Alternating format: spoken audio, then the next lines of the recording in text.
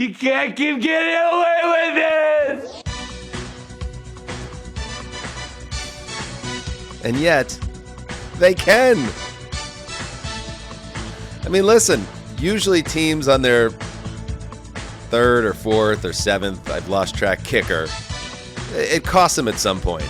But with the Kansas City Chiefs, they can take number 49, a man named Matthew Wright, off the street, send him out there in a Sunday night football game with the division on the line, and count on him to go 4 for 4 with the final field goal. Why not? Kissing the upright and going through to clinch a 19-17 win and the 9th consecutive AFC West title for Andy Reid's gang. Ooh, how do they keep getting away with it?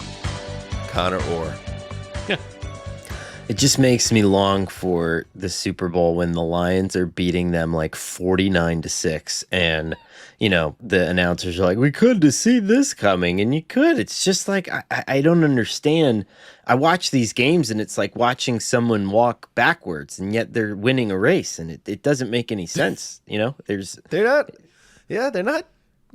good, but they're 12-1. Yeah, and they're undefeated in 7 games at home. And Mark, they've won this exact type of game literally every single time it's happened, and it's not supposed to be that way. That's not how sports work, but the Chiefs they're in a different plane of existence, let's face it.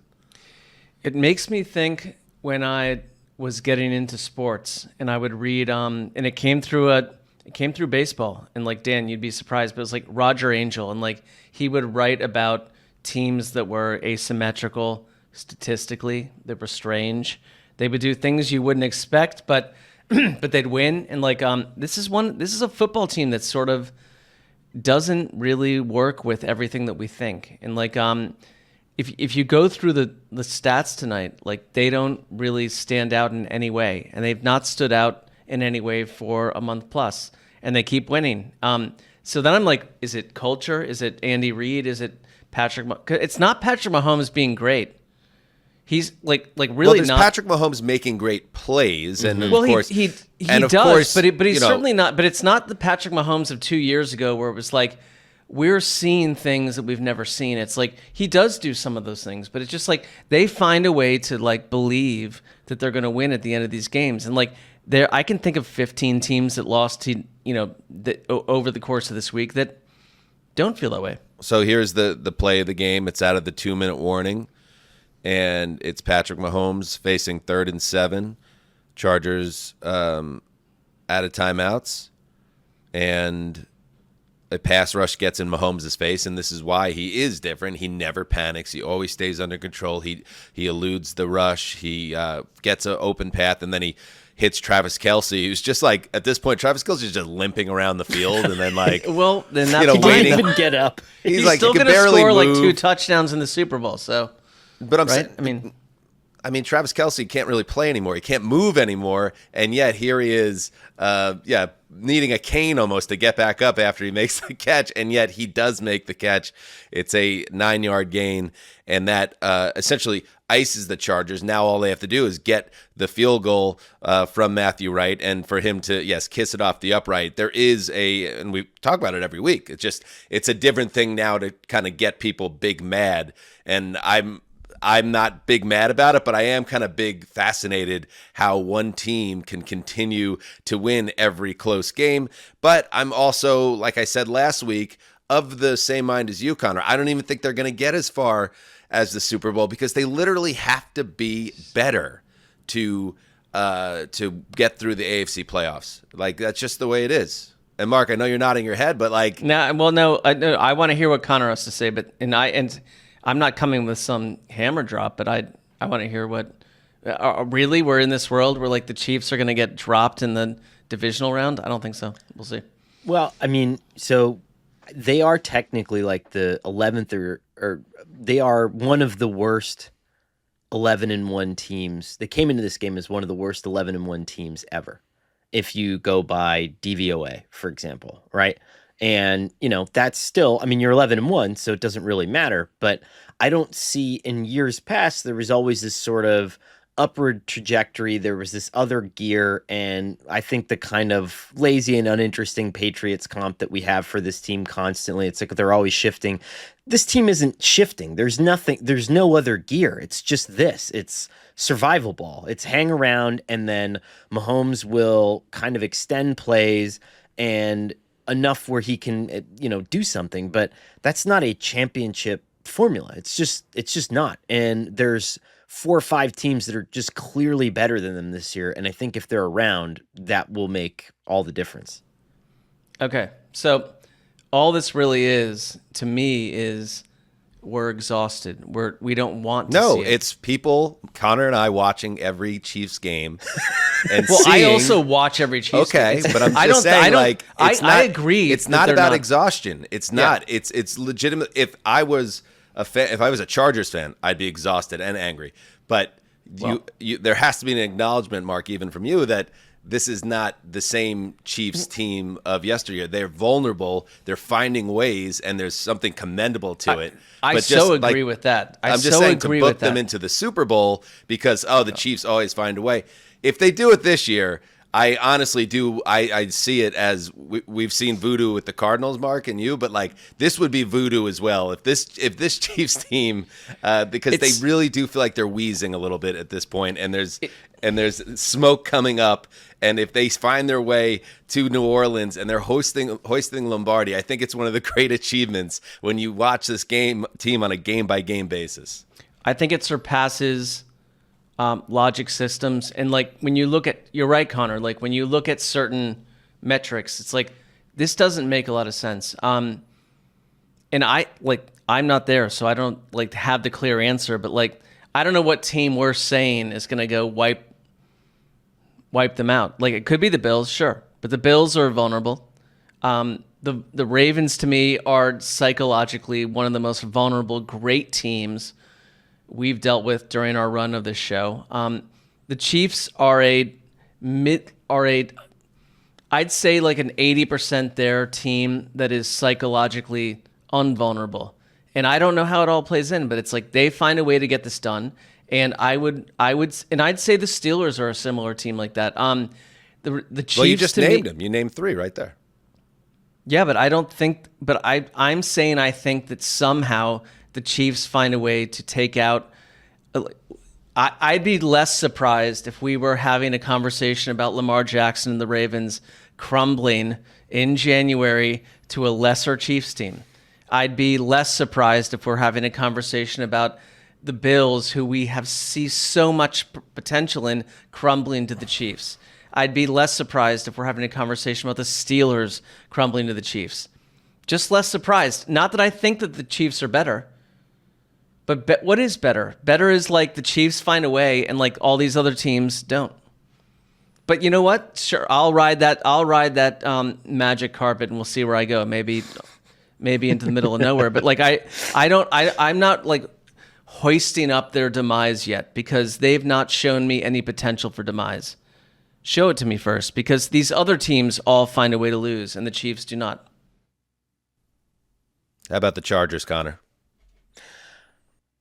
The Chargers to me. So we have to caution ourselves, right? Because every year around this time and then going into the offseason, we've been like, man, when the Chargers put this together, like this is going to be awesome. Like Anthony Lynn and the Chargers, like Brandon Staley and the Chargers. But I do think that Will Dissly goes down and you have guys like Stone Smart coming in and making plays. Like the foundational depth of this team is better than it's ever been. And this is going to be a fun end of the season into off season where you can develop some more playmakers. I was really happy for Quentin Johnston having a good game finally and securing a big catch in the end zone, having a big run after the catch. If you can build confidence in guys like that to the end of the season to where maybe Quentin Johnston kind of has like a Rashee Rice development in the offseason, and becomes that kind of player, yeah, you might have something. And so, I don't know. I mean, this team is fine, but the bottom, that last playoff spot in the AFC is not going to be a team that really factors into anything meaningful. It's like them or the Broncos or like one of these teams that's just going to be like, all right, Yeah, I give Herbert credit. For a guy, again, he got banged up in this game. he doesn't even have, obviously he doesn't have any weapons to go to. He doesn't have the rookie that he's had so much chemistry with. He doesn't have even Will Dissly, for Christ's sake, who's been like his security blanket. So when your backfield is Gus Edwards and Kamani Vidal, and then you have Josh Palmer, Stone Smart getting talked up and getting juice, Quentin Johnson, who like you just said has made strides this year, but DJ Shark, Jalen Reagor, who even leaves this game. It's got to be frustrating for Herbert and obviously Chargers fans, because you just don't have, it seems, enough horsepower to close out a game like this. But as bad as the first half was, where they were shut out, they did manage 17 points in the second half. So it's another frustrating loss for the Chargers, but at the same time, I think they will be one of those wild card teams, and I think with Jim Harbaugh there, they'll be a tough out too. Like, I don't know if they'll be a team that knocks off the Chiefs or be that team, but I think they'll play close games pretty much all the way through the end of their season, whatever it is. I mean, I could see, like, if we get these teams in the playoffs again, I think it goes back to our point, right? That nothing about what we saw today led us to believe that Kansas City is markedly better than the Chiefs or than the Chargers, right? And so if these teams play again, it would not surprise me in the least if LA won this game, Well, I mean, it would in a cosmic way. It would surprise me. To Marc's me, point, yes, but like, I do think the the Chiefs can be beaten by someone this year. I don't know if it's the Chargers. I don't. But I don't think it's them. But but I think they're also. This isn't a 1 year. They're going to take a number of years to become who they are, and I'm okay with that. But the Chiefs are going to win these games, and someone has to go and unspool that. And when will that happen? Let's see. What do they got the rest of the season here? They have Cleveland next week. That so at Cleveland. At Cleveland. Home. Who knows? Maybe the Browns at home. You never know. Then you got the Texans at Steelers at Broncos. So that is how they close out, and they have as you look at the AFC standings here, and they've won the division, like we said. They're 2 games clear of the Bills, and their one loss was to Buffalo. So Buffalo has that tiebreaker. So this would have been, for the Bills fans are like, man, that would have been a nice time for the win to maybe kick just a little bit over, because that would have been a huge miss if it happened. But it isn't, so the Chiefs win again. All right. Anything else before we sign off on another recap? Marc Sessler. No, I think I said it. I think this week was the week where, I'm not. This might have been the least meaningful Sunday slate in terms of matchups, but it solidified things that I felt about certain teams, and especially tonight. I know that the Chiefs' narrative is annoying, but that's what we live with. And I don't think it's going to be unlived. It's not going to be unlived until someone comes and does it. And if the Chargers can't do it in their own division, we talk about the AFC North and that divisional football scenario, that's not the case in the AFC West. These teams are pretenders, and they can't find a way to beat this sort of middling team that we're annoyed with. And remember, a mid-league 12-1 team. And remember, the one team that beat the Chiefs was the Bills. Mark, the Bills.